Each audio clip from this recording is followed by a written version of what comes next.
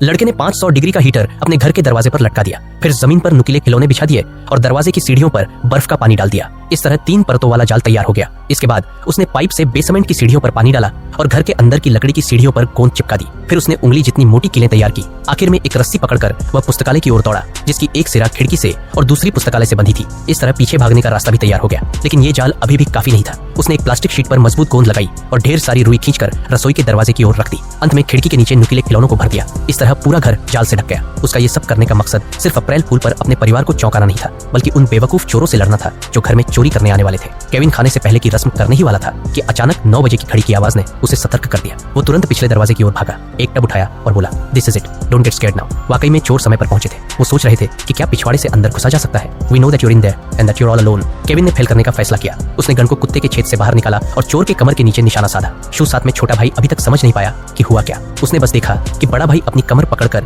जमीन पर गिर पड़ा और बार बार पूछता रहा, what happened, get that little. लेकिन किसी ने नहीं सोचा था कि छोटा भाई अपना सिर कुत्ते के छेद में डाल देगा और उसे मिलने वाला था तगड़ा झटका। केविन ने पहले ही राउंड में जीत हासिल की। वो खुशी से उछल रहा था जैसे कोई 8 साल का बच्चा हो। बाहर खड़े चोरों को अब समझ में आया कि ये छोटा लड़का आसान नहीं है। उन्होंने सोचा कि अब 2 रास्तों से अंदर घुसा जाए। बड़ा भाई मुख्य दरवाजे पर पहुंचा और बिना देखे ही ऊपर की ओर चढ़ने लगा, पर गिरकर मुंह के बल जमीन पर जा गिरा। वो ऐसा लग रहा था जैसे कोई उल्टा कछुआ हो। वो फिर उठा और पास की रेलिंग पकड़कर ऊपर चढ़ने की कोशिश की, लेकिन फिर से धड़ाम से गिर गया। वो किसी तरह होश में आया और जैसे तैसे ऊपर चढ़ा। फिर दरवाजे की कुंडी घुमाई, लेकिन वो गर्म होकर उसका हाथ जला गई। अब उसकी उंगलियां झुनझुनी हो गई थी। ये सब केविन चुपचाप देख रहा था और फिर से खुशी से उछलने लगा। बड़ा चोर समझ गया कि मुख्य दरवाजे से अंदर नहीं जा सकते, तो गुस्से में आकर फिर से पिछले दरवाजे की ओर गया। उसने दरवाजा धीरे से खोला और जैसे ही अंदर घुसा, सिर पर जलता हुआ तार गिरा। अब उसके बाल उड़ गए और वो मिडिल ईस्ट वाला हेयर स्टाइल लेकर रह गया। लेकिन कहानी अभी खत्म नहीं हुई। अब बड़ा चोर गुस्से में दहाड़ता हुआ अंदर घुसा और केविन को मारने की धमकी दी। Where are you little creep. वो रसोई की ओर बढ़ा और केविन को वहां गिड़गिड़ाते सुना, too late kid, we are already in the house, we are gonna get you, okay come and get me. गुस्से में बड़ा चोर रसोई का दरवाजा खोलता है। आप मर गए।